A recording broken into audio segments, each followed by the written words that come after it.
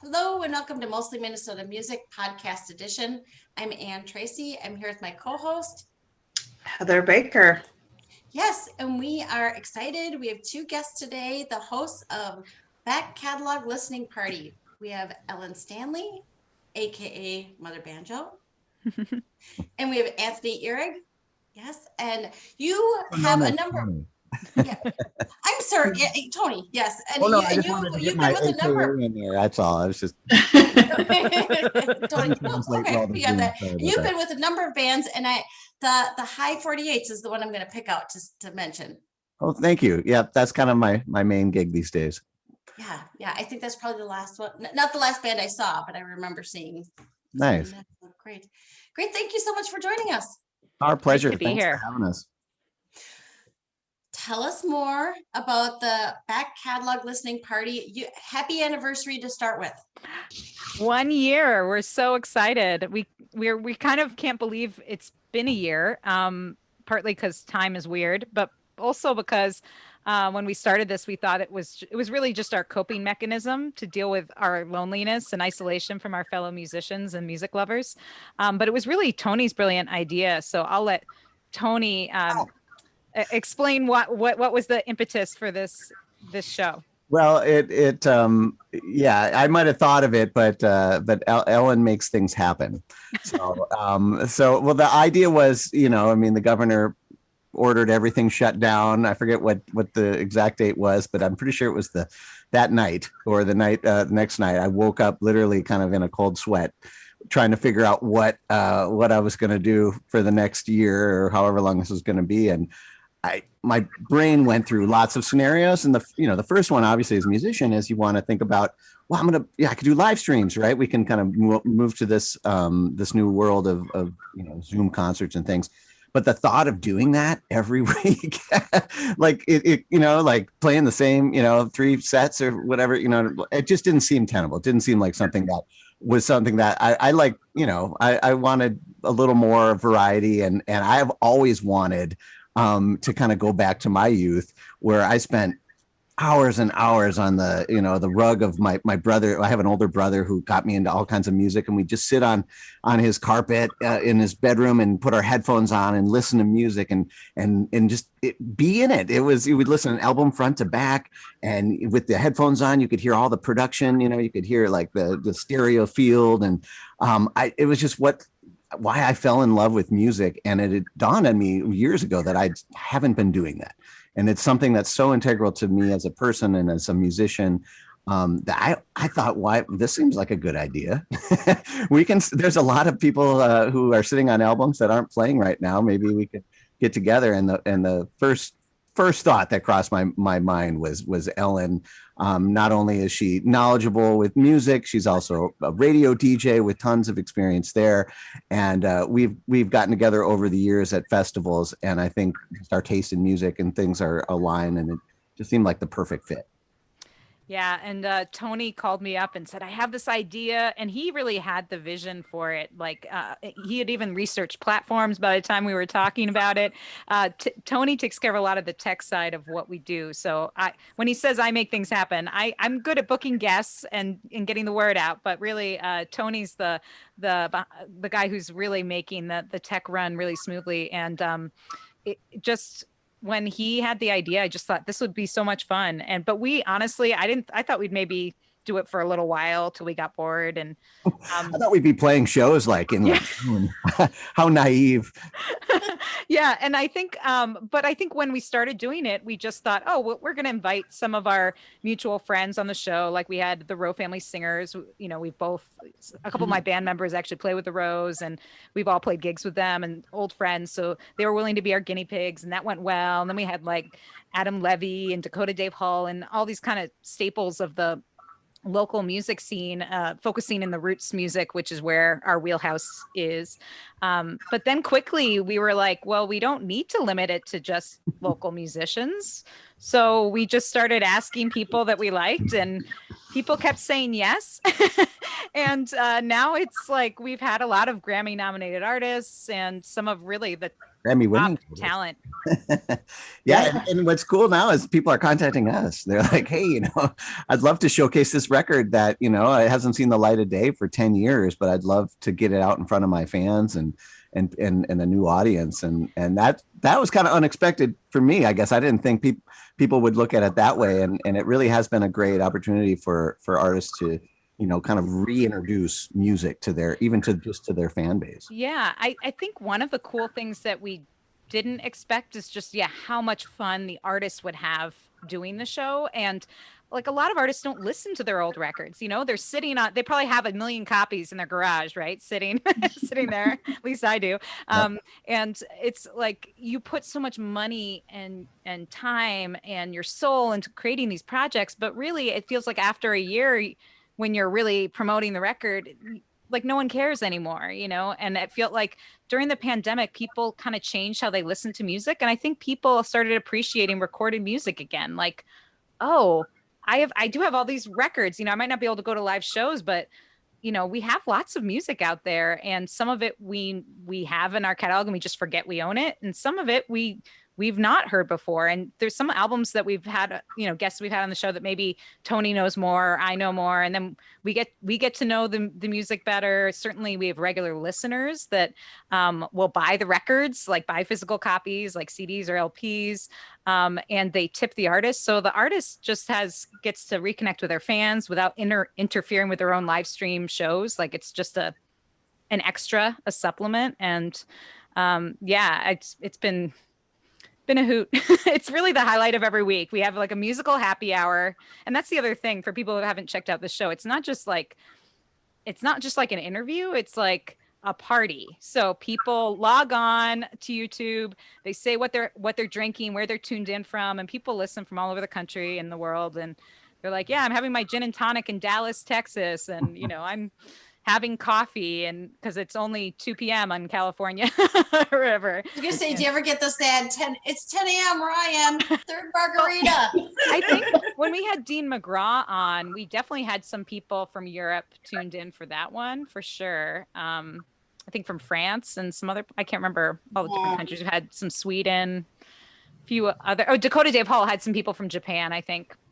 And the fun thing for us is just to see the same people coming every week, because then we, what I mean, we actually get to know them. As weird as these online forums are, they're when you can kind of in real time communicate with people, and that's what the kind of the real-time chat allows us to do. But then we it's such an informal show, we just read the comments in real time and say, oh, look at that, so and so from this place is tuning in and whatever, and then they'll start chatting. And then another thing that was unexpected was to see those regulars chat with each other. They'll start going off on these little side conversations, and that's been really fun to be able to provide a platform for that kind of community. Yeah, like my parents live in Connecticut, and sometimes like there are a couple times when they were chatting with some cousins from like South Carolina or wherever. And yeah, it's kind of fun to see a little reunions happening. And so it's just been so much fun to have something to look forward to every week that's unique, and you never know where the conversation will go, because the artist picks the album and the songs. And sometimes I'll listen to the album that week, like either to reconnect with the music or get a little sense for it. But we don't really do a ton of like real, other than preparing the songs and any accompanying photos or videos they want to share.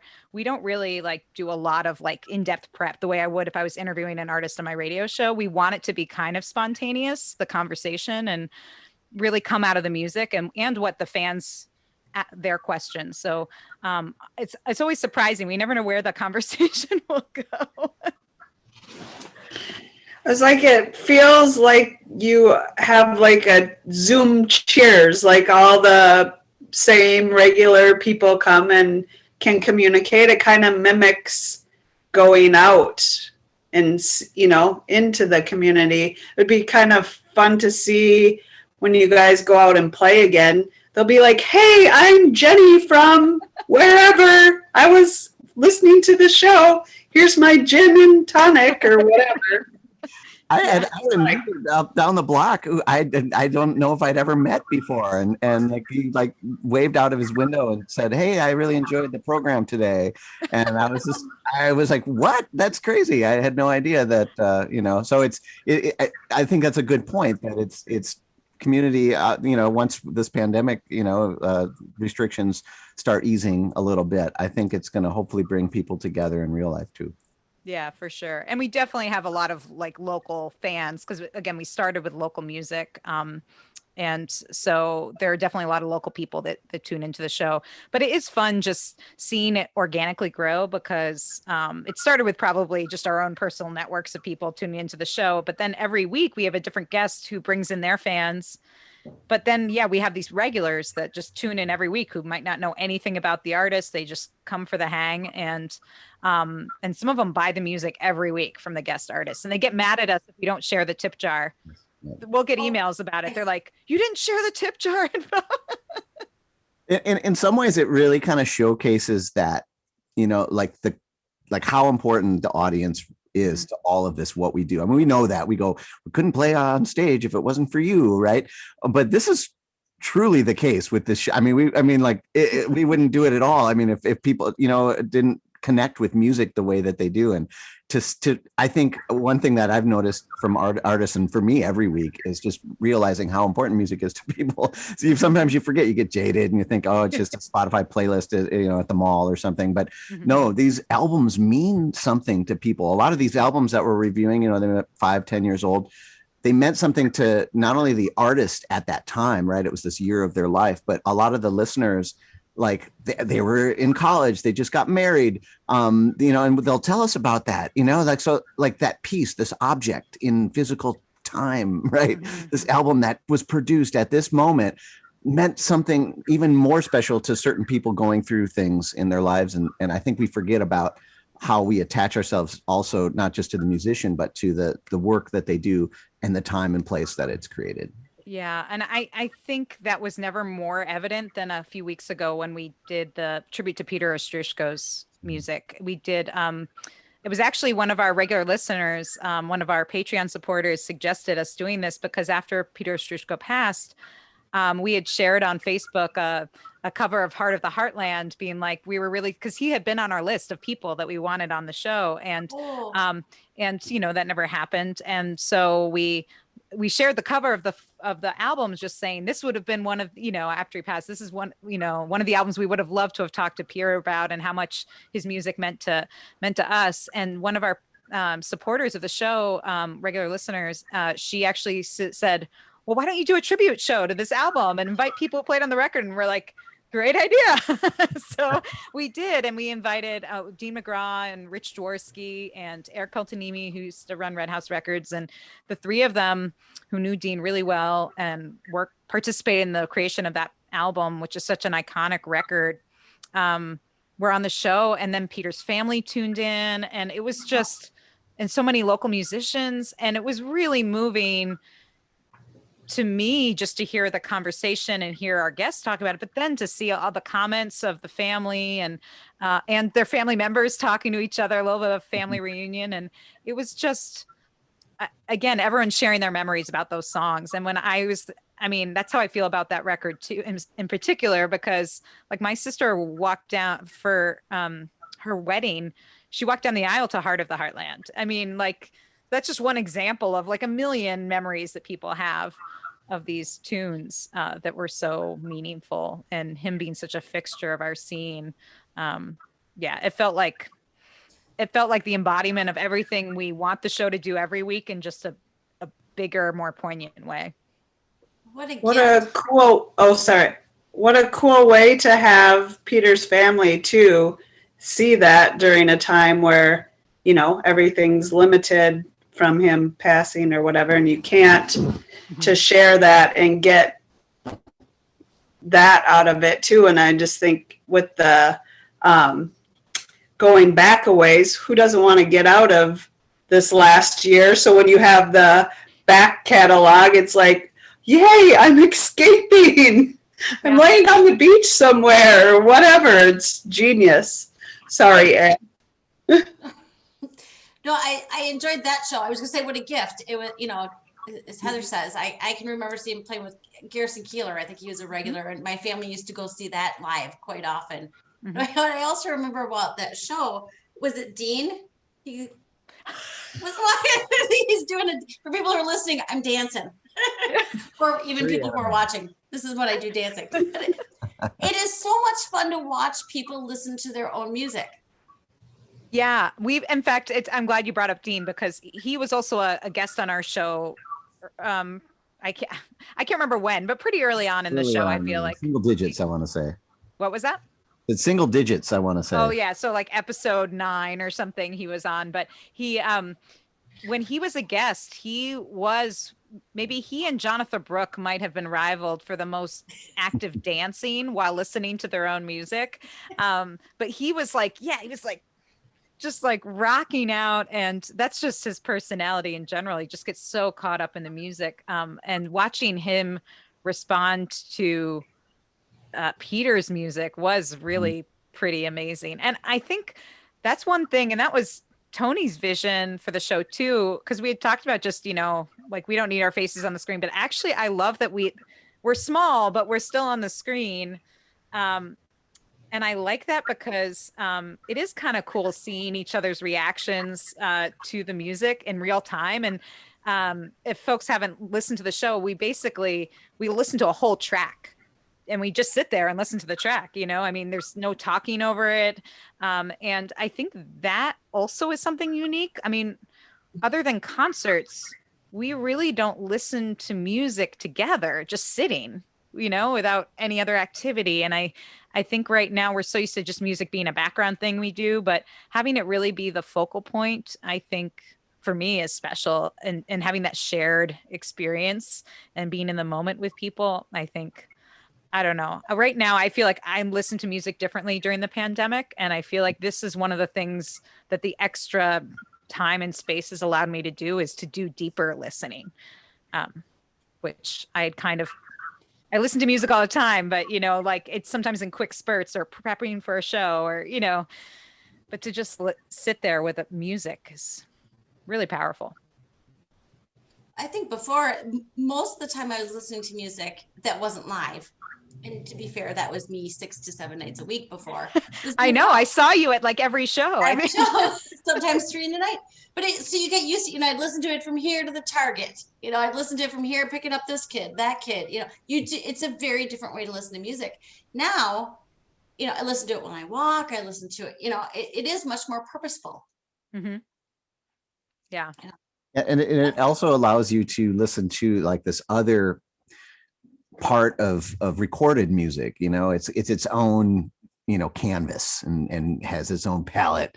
And some artists are just all about the song, but other artists are really about creating something unique to that medium. Like they know that in the studio you can do things like like have 10 of the same voice all singing different parts, or string sections, but it was one musician. And that is a whole nother kind of creative side of music that I've always really loved. I love listening to like high production, everything. I mean, a lot of people will think of the Beatles as like one of those examples, like they're doing all kinds of experimentation with the different sounds and the stereo field and all those kinds of things. And that's just a whole nother art form. And I really feel like that is one of the things I miss the most about sitting down and listening, was to listen to the production, the post recording decisions that somebody made. And that's equally part of the art, to say, I think we should, move this over here and take that down there and change, switch that instrument to that instrument. I mean, all of those little things create this other kind of way to experience the music, which I'm just so excited to get to do every week. I love it.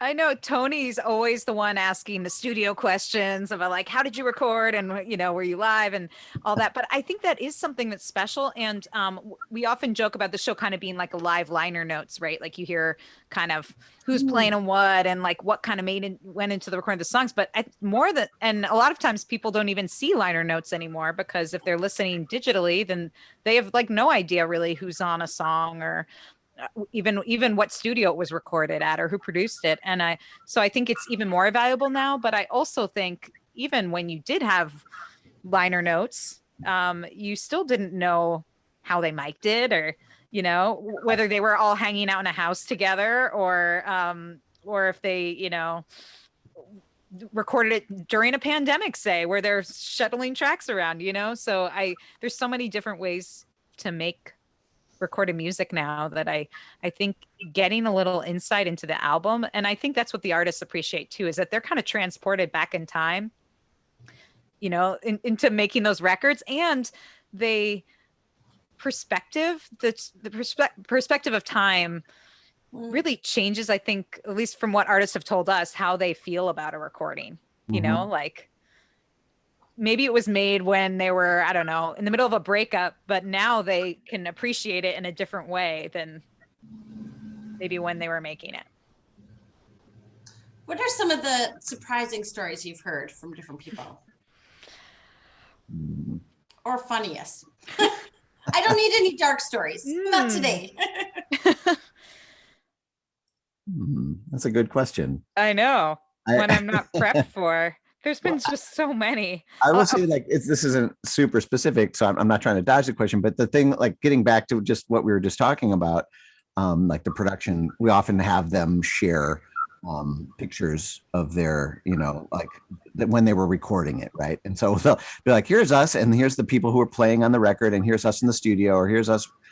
I think one of the things that is surprising to me often is how, you know, they were just winging it a lot of the times. Like there was just, well, we only had that 10 hours in the studio, so we just did that, and this didn't work, and the string broke, so we did that, you know. And okay, I just thought of a good example maybe of like one of the things that surprised me anyways, and that was it Tracy Grammer that had the toy electric guitar? No, that was Eliza Gilkison. Eliza Gilkison. She had a ton of great stories, actually. That might be one of my favorite episodes. Yeah, so surprising is that there's this song that she's singing, and then in the middle of the song, there's this like electric guitar solo.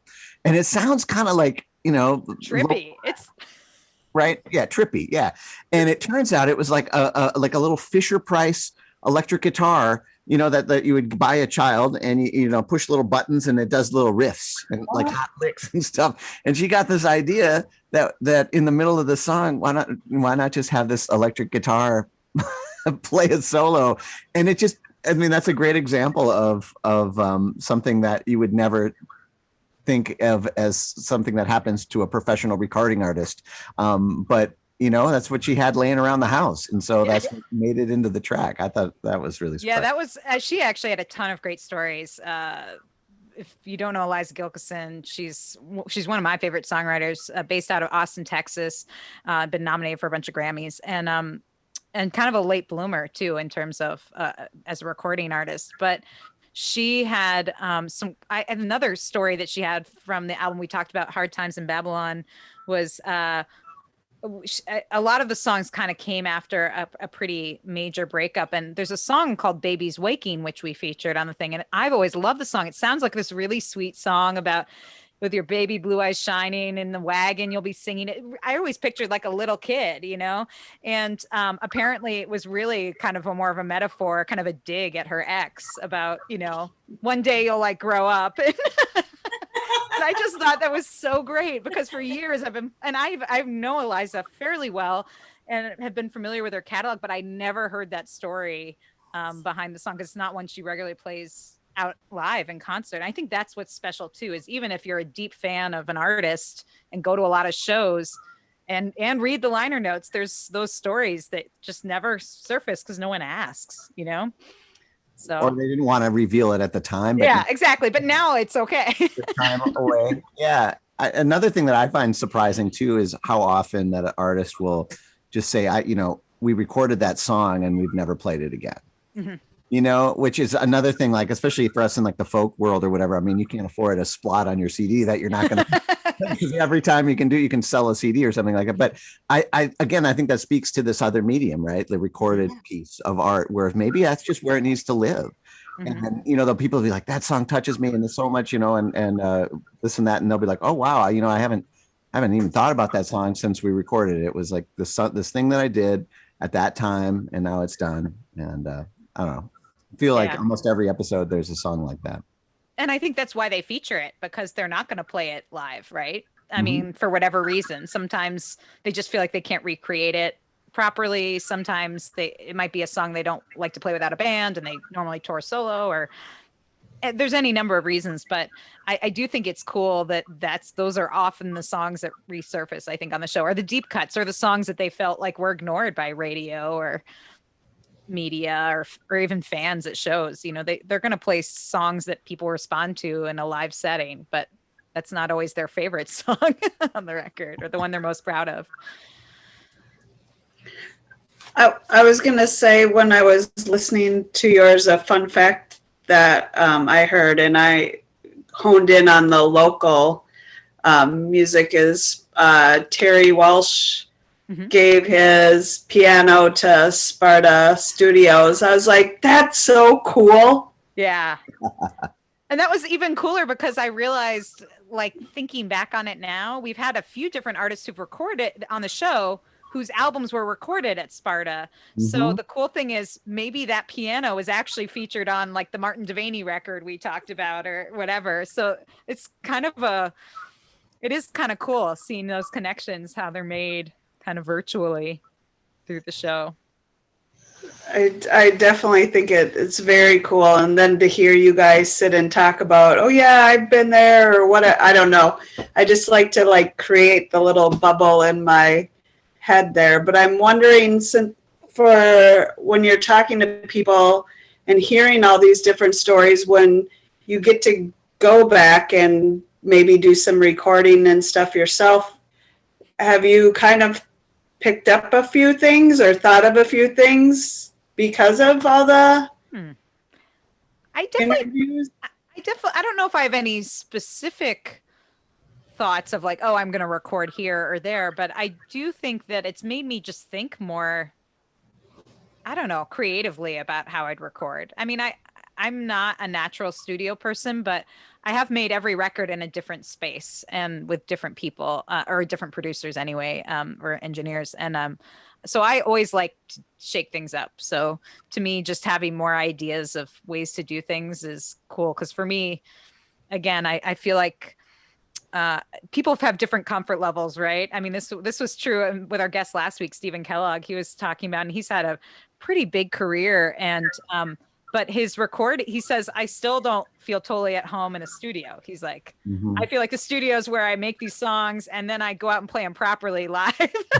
so, and I get, everyone has different, some people feel more at home in the studio, and, and I feel like I'm still kind of a novice at recording. So I like to work with different people who have great ideas and cool spaces. But, so I feel like I can only learn a lot from listening to our guests, but I don't know. Tony, have you had any new epiphanies about where you want to record now? Well, I was just talking about with this idea that maybe a song doesn't need to be played live. Like, that's kind of opened up a few of my old notebooks. I kind of discarded a bunch of music because I was like, well, I would never be able to play that live, like as a solo artist or as in a band context. So I'm just going to put it out. But there's just some songs, I don't know if you ever feel this way, Ellen, that just don't leave you alone. Like, they just keep coming back. Like, and there's been a few that have nagged me for years. Like, you should do something with this. And maybe once I do something with it, it will leave me alone. And, and I guess I feel like after watching so many artists talk about it that way, I kind of feel like I have permission to record some things and say, well, that's just where it's going to live. Maybe there'll be some point where I'll be able to play it live, but that's not the intent. Like, I want to create it just for the sake of the recording, which is honestly wasn't a strange idea, before I got into folk music. But I feel like after 20 years of just doing this, live acoustic music like that, just I guess I didn't feel like I could do that, and I don't know. So that's been a change for me. I like the idea that you'll put out an album of all of those songs and call it the Old Nag or something. The ones that won't leave you alone. I love it. I think you should might have the Fisher Price guitar on there too, or whatever. Absolutely. There's no, I mean, you forget there really aren't any rules, and oftentimes these people with big budgets, even the decisions that they made were based on what they had available at the time. And, and sometimes they might've recorded in $1 million studio, but the final track was recorded in their bedroom. And that's just a good for anybody watching out there who, you know, is into making music and wants to do it. Just remember, like, you know, you don't have to, it doesn't have to be perfect. It doesn't have to be in a big studio to be good. You know, grab that little toy guitar sitting around and see what happens. Yeah. And I will say that, I mean, every guest on the show we've had is just, in my opinion, like really top-notch level musicianship. And I would say that the variety of how they recorded, where they recorded, whether it's a studio or their home or what the budget was, seems to not have any bearing at all on the quality. You know what I mean? It's you can do an amazing record on an expensive studio, and you can do an amazing record in your home, you know, if the conditions are right, you know. Right. And you can be super like into like creating this amazing production thing, and you make all the decisions yourself, and you're kind of like, you know, running the whole show. Or you could want nothing to do with that and just show up and let all the musicians you hired make all the decisions, and the engineer do it. And again, that's the other spectrum we've seen, you know, people who come in with a clear vision, this is how it's going to be, and that sounds great. And other people are like, you know what, I don't know, man, I write the tunes, you guys play what you do. You know, I hired you to play the guitar, you come up with something cool, and those, you know, that could add something really special to that song. And both are legitimate ways to approach it. And right. And by making the decision of who you're hiring to either produce it or record it or play on it, those decisions are kind of, in a way, your creative thing, you know, like I'm choosing this person because I trust them, and they get my songs, and I think they're going to do what's right, you know, and if they do the job right, then it will, you know. But yeah, I agree. It's just been such a treat to, again, hear from these, I don't know, my musical heroes and sheroes, and get to geek out about music every week. And I think that's the most amazing part, is that other people think it's interesting, because when Tony and I started, I don't think, to be honest, I mean, we wanted it to be fun for people, but I don't know that was really our biggest goal. Our main goal was to just have fun. Yeah. And to stay connected, you know, and like that was it for me. Like, just that's what it's all about for me. I guess everyone's got different things that move them about music. For me, it's connection. It's a way to be with people that I like to be with, and be in community. And I'm just, that's the part that pleases me the most about it, is that a real community has grown. Yeah. People, you know, it's not big, you know, it doesn't have to be. It's people that share the same passion for this kind of nerdery. And also, I think when Tony first called me with this idea, I remember you framing it, Tony, really like it was in March, you know, which is when you would have normally been doing your bluegrass brunches at Astor Cafe with the High 48s. And I remember you saying, I don't just miss my band, although I miss them. I miss all the people I see at the shows and I talk to before and after the sets. You know, you see them at the bar. And it is true. So much of our social fabric as performing musicians, or even if you're just a music fan, like Anne, we got to know each other from going to running to each other at shows all the time.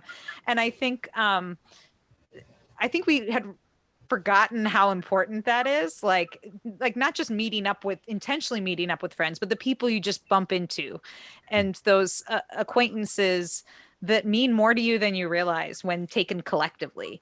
And I think that's what we're getting a taste of again on the Back Catalog Listening Party. And some of them are people who are new to me. They weren't people I knew before. So that's also special. Like, you're creating new friendships and connections. I think that's fantastic, because there are people that not that I don't have their phone numbers, that I've never called them, but they're not people, you know, they're people that I sit with at the current club. Exactly. You know, I mean, very specific. The people I dance with when I go to see such and such a band. People and you miss that kind of community. So for you to be able to recreate that for people who are safely sitting in their own homes, what a gift to them. And they might be dancing. You know, we don't really know. They might be dancing. They might be, yeah, that would be. And I think what a gift to the musicians, because some of them have maybe waited a lifetime, you know, for people to ask them about their favorite song on the album that wasn't the top Yeah. hit. Or Eliza's maybe been waiting a long time to admit what that song was about, the Blue-Eyed Song. It's just like what a great opportunity for people to talk about what they want to talk about. I think that is part of the fun for the artist, is that we aren't, although we have questions that come up during the show as we listen to the music together, I don't think we don't have an agenda other than spotlighting the record. Like I would say it is different from doing an interview even on my radio show. I mean, not that I have a deep agenda, but at least there's certain goals of things we know we want to talk about, right? And there might be specific things I want to ask about. But and you kind of have to have that structure in that format. But with this show, there's kind of no limit, and there's also no FCC guidelines, so really we can talk about whatever we want. I will say that we did do although we don't normally, it's not like this is a NC-17 show or anything. It's pretty tame, but we did do a kids show one week with the Okie Dokie Brothers, which was a real treat. That was super fun. And a lot of kids and their parents were there, and so like there were like questions from 5-year-olds and stuff that came through, and that was just super fun. That was one of my favorite episodes for sure. It was fun. I want to circle back though real quick to kind of tag on to this idea of how I feel like it's different, and kind of how I wanted it to be a reaction to what is typical, like culturally. If you see a guest on a late night talk show, or if there's a guest on a radio show, they're there to promote the latest thing, which makes total sense, right? But it seems to be a consequence of the whole system. Mm-hmm. Like we got to promote it. It's the thing, and that's been just amped up like 1,000,000% with the way that music is monetized now. With streaming and things like that, and the companies that run those shows, I mean, that's their, like the Spotify's and the Apple Musics and stuff, they basically are asking artists to only submit music to their playlists if it's new. Like that's kind of a big deal in the sense that it really pushes everybody's head one direction. And for me, like I as much as I do appreciate that, I love new music, I think that's wonderful. Like I want it to be the anti that. I want, like, who's looking back? We need to do that. We need to, like, I always think about great albums like a great piece of art, right? Like a Picasso or a Matisse or something. And can you imagine if they painted it and people looked at it for 6 months and then put it in the basement and everyone's like, do you remember that picture? I thought it was pretty, I don't know. Where to go, and there should be like these museums for great art, and I like to think of us hanging a new record on the wall each week. No, I completely agree. And I think there are enough shows that do exactly what you're talking about, Tony, that highlight the new music. And as musicians, we're grateful for that, for sure. But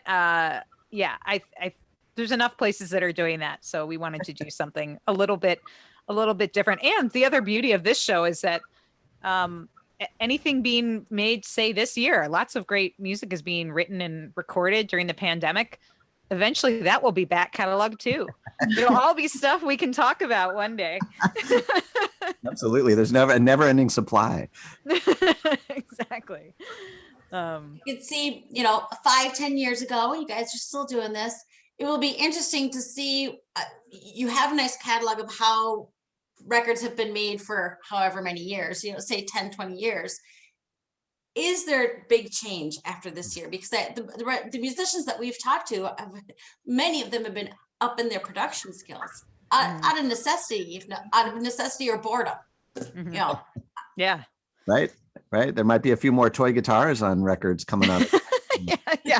It'll be like just the way in Zooms, like people's meetings or whatever, or classrooms, there's pets and kids that go by the screen. Maybe it'll be the studio equivalent of, like, for us, Tony and I both live in near Lake Nokomis, and so we're in the maybe me more so than Tony, but in the air path, like I hear an airplane right now. I'm right underneath it.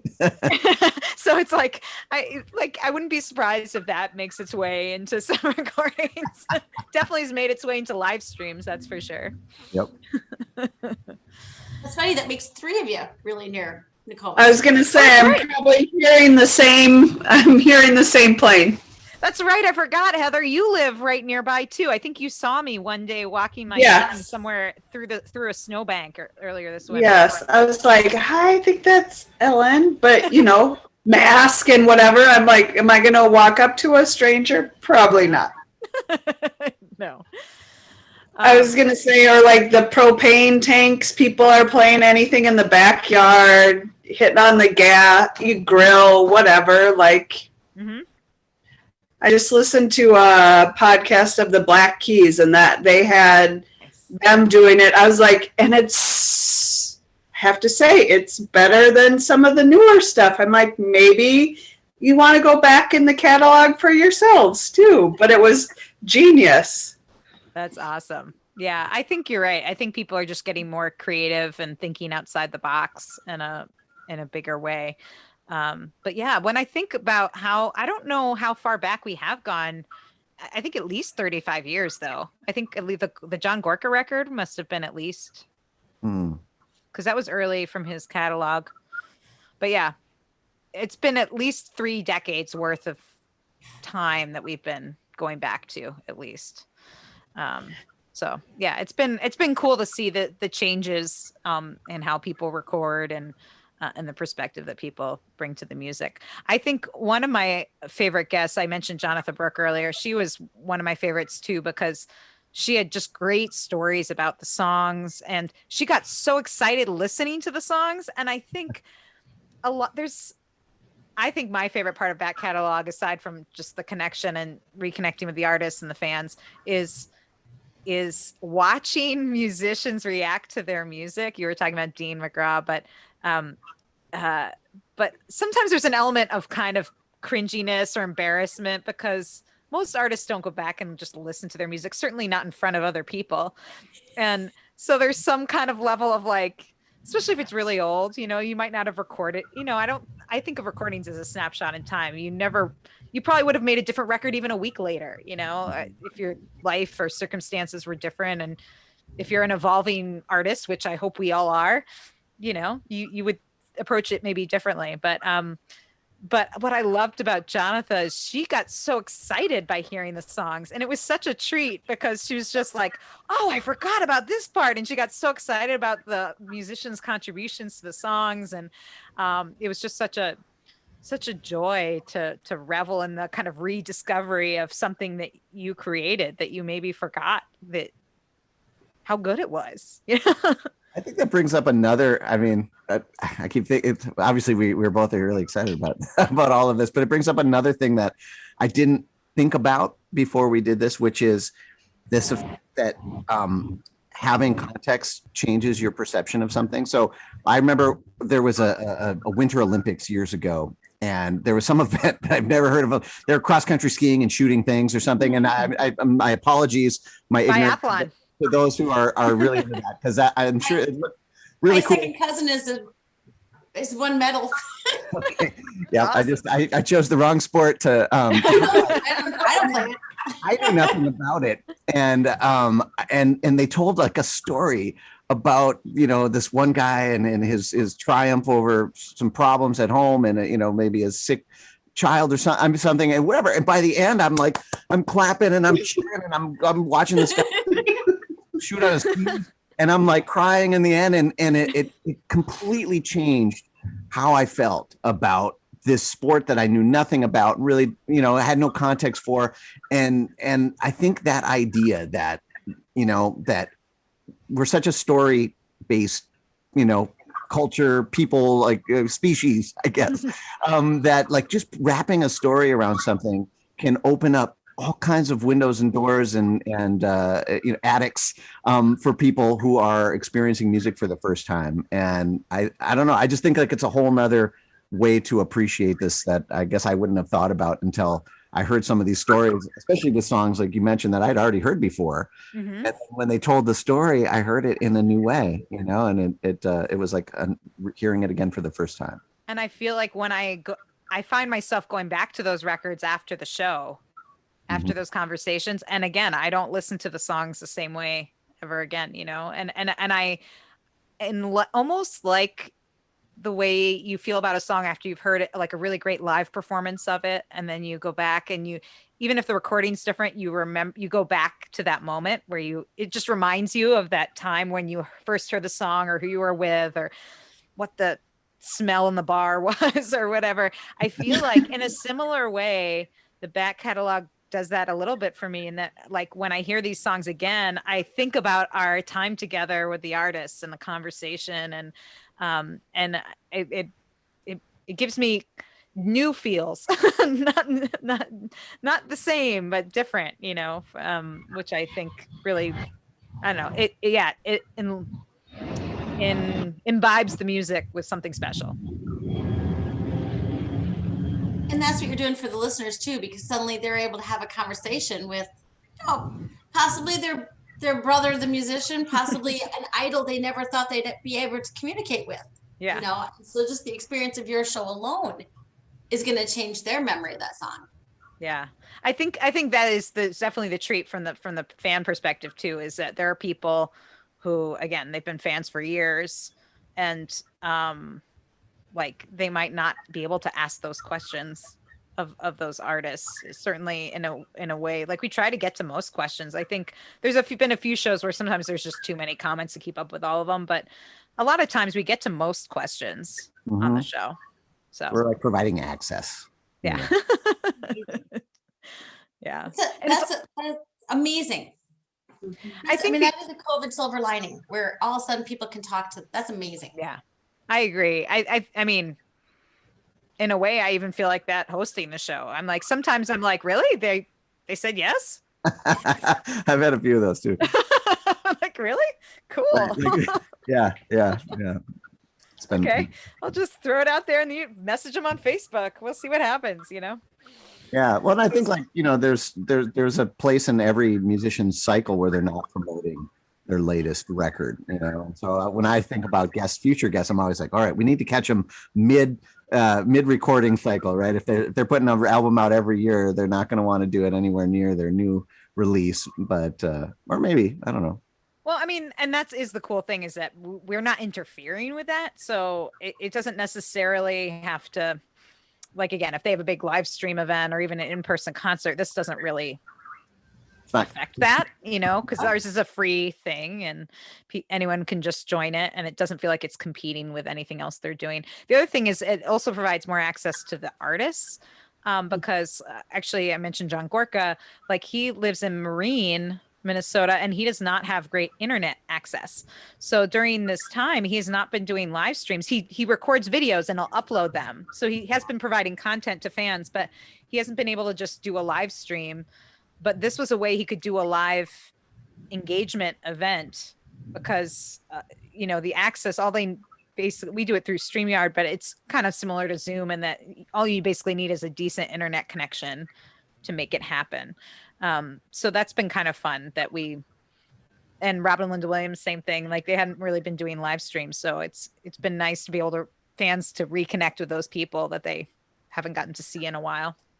At least not their moving faces. And to hear a whole band, because it's very difficult to have a band in multiple locations with the latency issues. Mm-hmm. This doesn't work. Yeah, no. I think our biggest one we had was Pert Near Sandstone. We had most of the members. I think we're only missing one, right? Yeah, we had 4 of them. Yeah. So it can get a little wonky, but that was a super fun show. Yeah. Yeah. But to hear them play together, you really can only do that through the format that you guys are doing, through pre-recorded the album, which is right. So providing a way to hear a live band or a recorded band, but live. Yeah, and the Waylon Jennys were similar too, in that they live all over the place. One in Canada, one in California, and then Ruth, the one like trapped on an island. Oh yeah, Ruth Moody's been in the was it the Virgin Islands? I can't remember where she was, but she was in some remote island. Yeah, and so it was almost And so- comical. Like her little window would come in and out. She had like some like GPS phone or something. I don't know. Yeah, she's like, this is where I can usually get service, but she was a little bit in and out, but it was actually kind of a wonderful It memory. added to it. And yeah, it was really fun. And the other two members and the three members on stage have been known for when they get the giggles. If one of them starts, they all kind of start, and we got a little taste of that on the show. Well, and that's another thing too, is that sometimes, at least during the pandemic, they haven't seen each other for a long time. So we've had a couple bands that have kind of met on our program, and it's funny because afterwards, they can actually hang out backstage, and a couple times I've just been like, all right, I'm just going to sign out, and you guys can keep chatting, afterwards, because they actually didn't have a reason yet to get together. Yeah, I think Ronnie Arbo and Daisy Mayhem, I think they had like a band meeting after we left. It was great. Yeah. Great. Well, this may be an unfair question, but if you could pick any record of an artist, living or dead, and you maybe have already had them on, or maybe I'll make it easier for you and say not someone you've had on, whatever you choose to take that in or not. What would you like to listen to on the show? I'll give you a minute to think about kind of pivoting a little bit to saying, tell us what else you guys are doing, because this isn't the only thing that you're doing. Both of you got some stuff coming up, I know. Well, I have a couple answers to your questions. I mean, then I start thinking of one and I think of like 20. So, well, okay. I partly because, well, it's one of my favorite records of all time anyway. And it would be really fun to talk with her, because I've never been able to interview her on my radio show. It'd be Carole King's Tapestry would be one of my, and she's just done so many cool things. And she's such an interesting personality too. And she's written so many songs for other people. That would be a kind of a dream. And that album's meant so much to me in my whole life. So I would say that would be one of them. Then I also thought like Van Morrison, Moondance, but I don't think I'd actually want to talk to him, because I've heard, Not from what I've heard. kind of prickly, and I don't think he'd really want to talk about the songs. It would be interesting, but I don't know if it would be good. As you know, I've lived in Ireland for years. Not from what I've heard is all I'm going to say on that. Exactly. Even though I'll stick with Carole King. I think she would be really great, and also anything Dolly. Oh yeah, I would talk about any record with Dolly Parton. That's she could pick whatever she wanted for that. I wouldn't care. Right. Well, it never hurts to dream big. Exactly, and they're both still alive, which also helps. Yeah. Well, for me, like I'm a banjo player and a banjo geek, and there's two banjo albums that I would be on my bucket list, and one is Bela Fleck, a famous banjo player, his record Drive, which is a phenomenal piece and of banjo music. And the other one is a wonderful banjo player named Alison Brown, who put out an album called Fairweather. She owns the Compass label, which now owns Red House. So there's a connection there. I'm always like hoping maybe somehow we can work an angle, but her album Fairweather kind of changed my life in terms of like understanding where the banjo could sit in an ensemble in modern kind of string band music. Well, the cool thing with Bella and Alison Brown is we're only 2 degrees removed from them. I actually do know Alison a little bit, so I feel like we might be able to make that one happen. Well, I've actually met Bela a couple times. Yeah, He bought me a latte once, actually.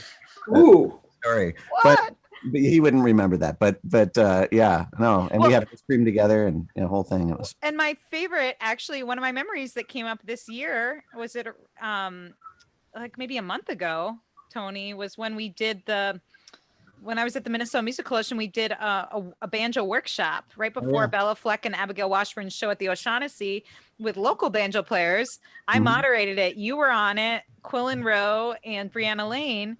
And then Bella just stopped by during the workshop and it was only like maybe 15 people in the audience. And it was really cool. I mean, for the workshop, there's a ton of people there for the show, but Bella Fleck walked in and everyone's like,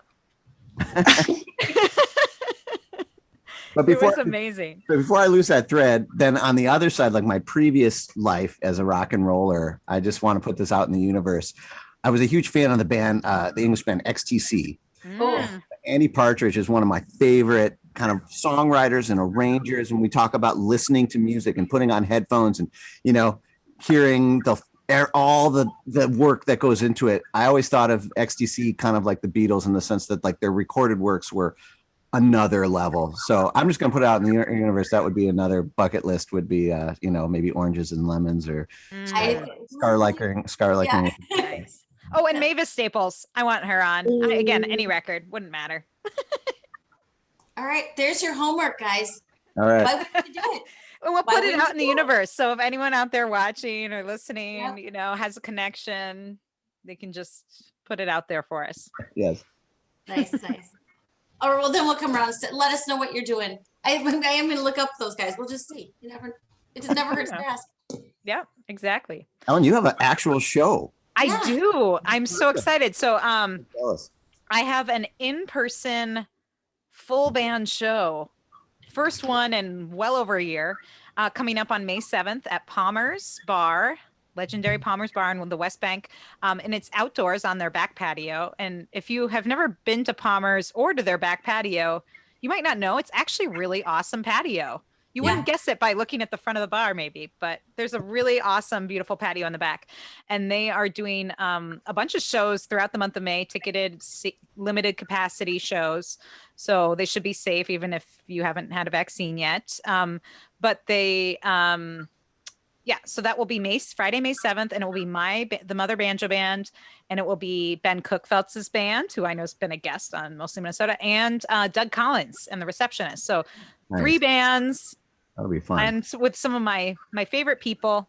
And of course, I haven't seen my bandmates either. So that'll be really fun. Friday, May 7th. And tickets are at palmersbar.net or through motherbanjo.com. But I'm really excited. That's awesome. Yay. What about you, Tony? What do you have coming up? I don't have a live show coming up quite yet.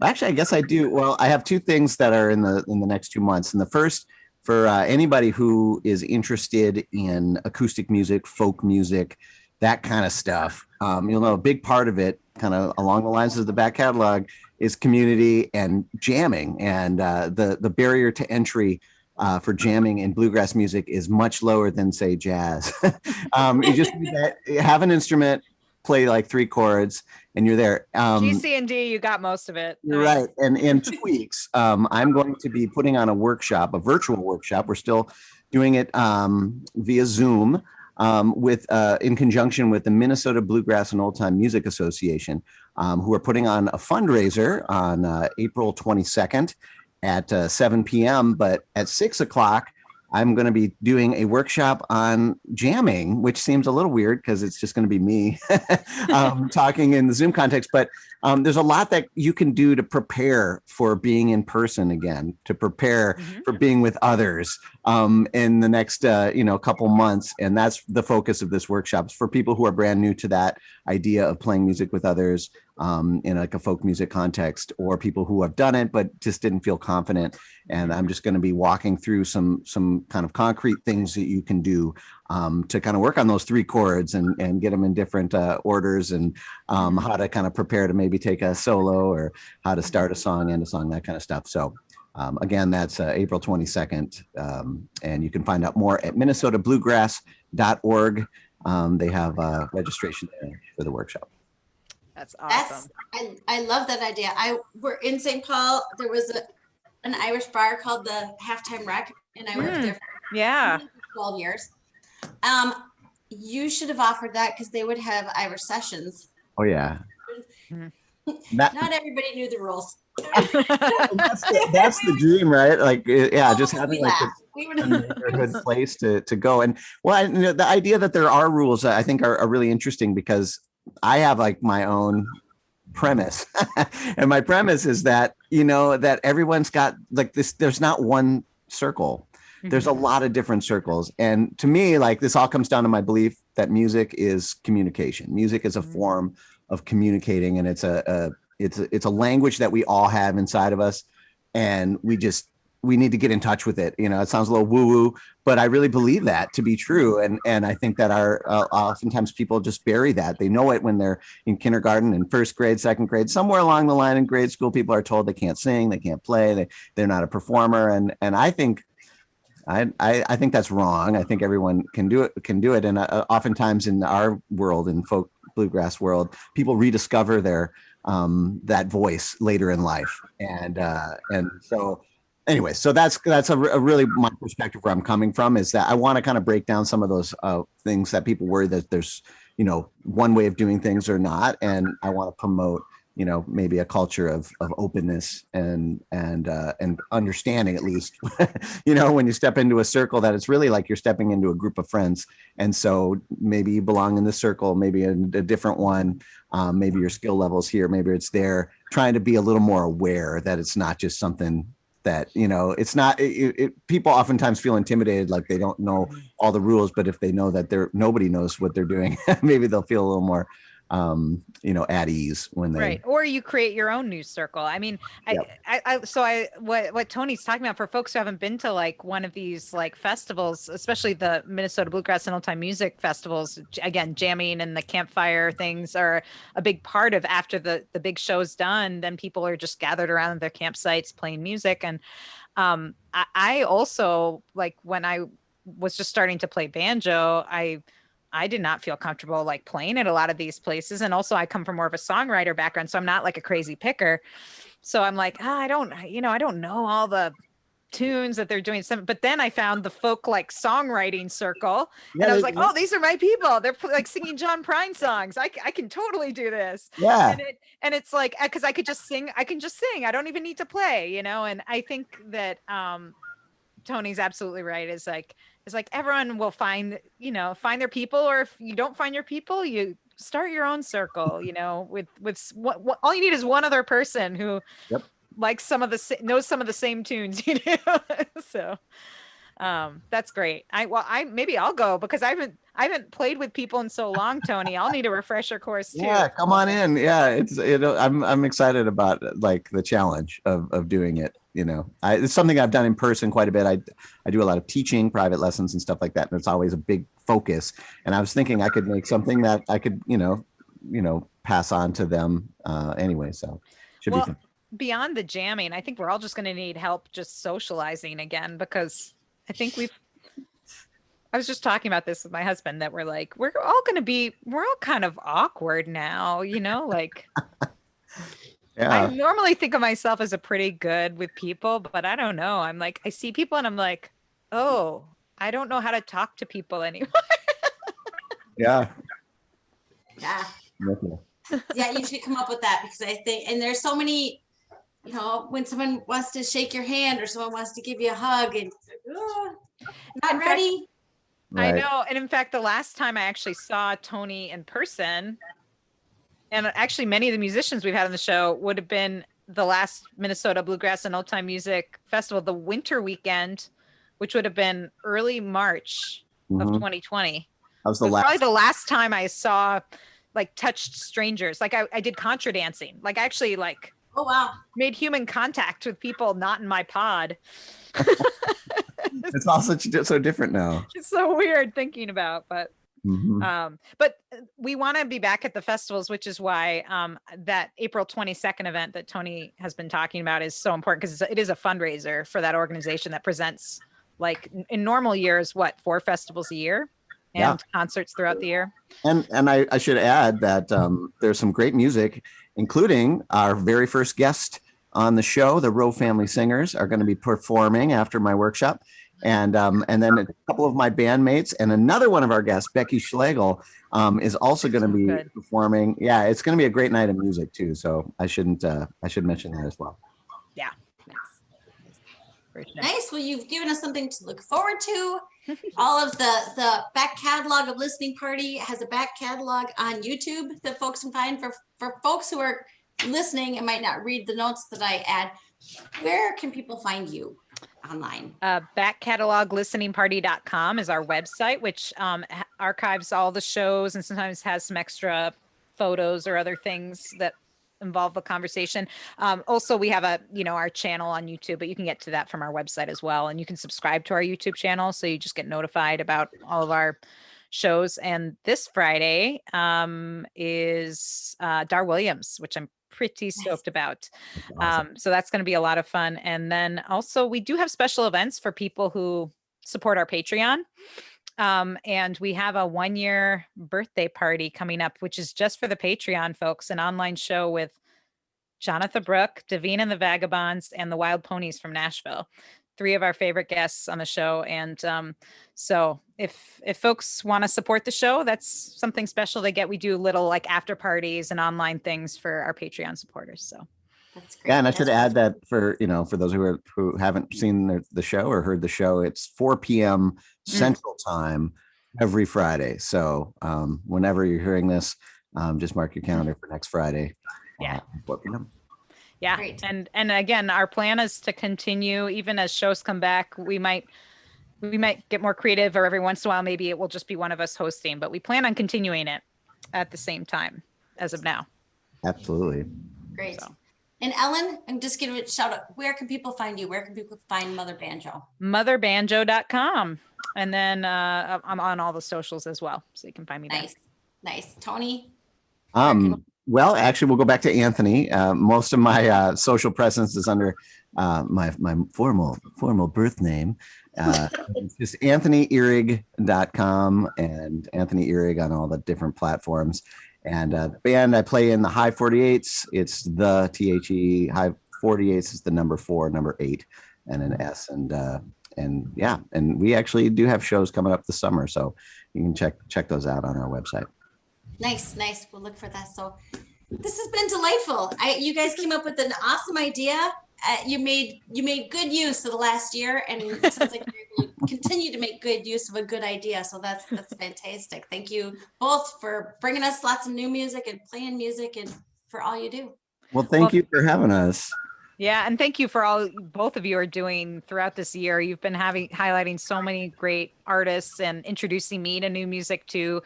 And many of whom have been on the show and probably will be on the show as well, on Back Catalog Listening Party. So Yeah. Sense of progression. Nice.